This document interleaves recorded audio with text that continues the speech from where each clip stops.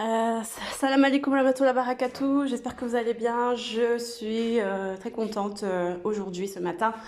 On me donne la sourate 95 At-Tin.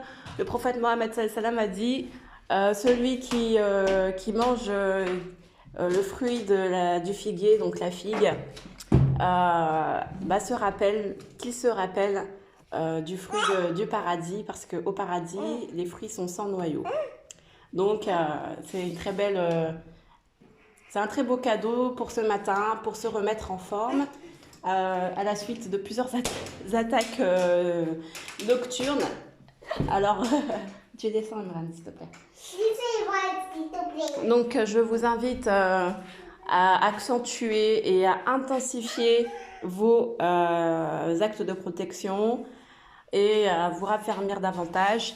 Tout ce qui est malsain, qui vient dans vos mémoires, dans vos pensées, dans vos cœurs, allez, dites-vous que ça ne vient pas de vous, que ça vient d'attaques. Voilà, on est dans des attaques subtiles, spirituelles, des forces du mal, maléfiques, qui ne comprennent pas en fait la religion à l'islam et qui veulent en fait nous détruire parce qu'ils ne comprennent tout simplement pas que la religion islam, c'est l'originel. Et d'ailleurs, c'est pour ça que Surat At-Tin 95 me fait rappeler que le côté originel, Mont Sinaï, ça fait référence à Issa, Jésus, paix sur lui.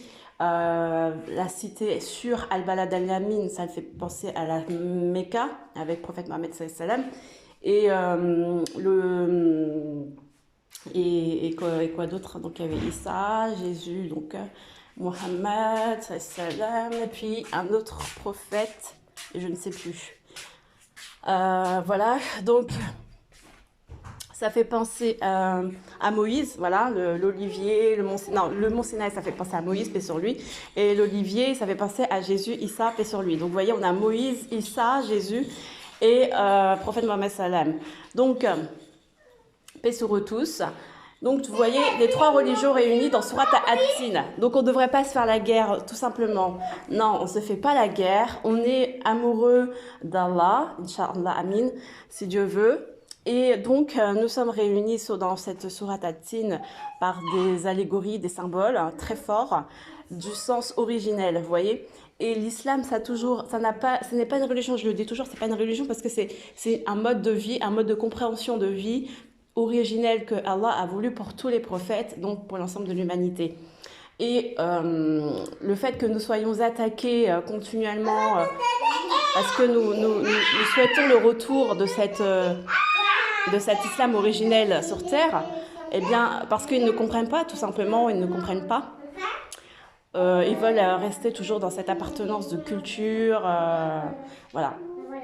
Chacun reste dans ses cultures, mais tant qu'on respecte, on se respecte les uns les autres, je pense qu'il devrait y avoir aucun souci. Sauf que si, il y a beaucoup de soucis, beaucoup d'attaques.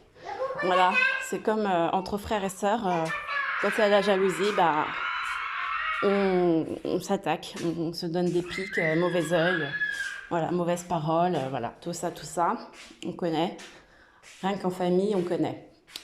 Et je trouve d'ailleurs, par exemple, le fait de donner le nom wahhabite, wahhabisme, tout ça, c'est à une religion comme qu'il y a en Arabie Saoudite, c'est très grave d'avoir laissé faire. Je ne savais pas du tout ce que ça voulait dire. C'est en apprenant cette année les 99 noms d'Allah que je me suis rendu compte que un de très très beaux noms d'Allah, Yah Wahhab, c'est le donateur suprême, un peu comme l'équivalent, mais pas trop, mais bon, un peu d'Adonai pour les juifs. Et ça, nous le retrouvons, nous avons hier récité, sourate 3 Al-Imran, verset 8, avec Seigneur, ne dévie pas nos cœurs après nous avoir guidés, car c'est toi le grand donateur suprême. Et donc il y a le mot, il y a le nom d'Allah, Yah Wahhab, et c'est pour ça que cette partie voilà, cette sourate verset 8 est très très très très très belle, très importante. À la fin des temps, dans les prophéties et les hadiths, disent que le Mahdi, si vous voulez suivre le Mahdi, donc cette symbolique du bien guidé, si vous voulez suivre cette symbolisme du bien guidé, il faudra réciter Sourate 3, verset 8, qu'on a récité hier ensemble, Inch'Allah, que nous n'oublions pas dans nos mémoires jusqu'à la fin de notre souffle. Et donc, pour ce faire, qu'est-ce que je voulais dire d'autre? Donc, je trouve ça mais écœurant, je vous le dis vraiment écœurant, d'avoir laissé dans le jargon dire oui, la religion wahhabite ou la doctrine wahhabite. Mais en plus, en français, c'est désagréable à le dire, c'est désagréable à entendre. C'est écœurant, c'est vraiment déconcertant.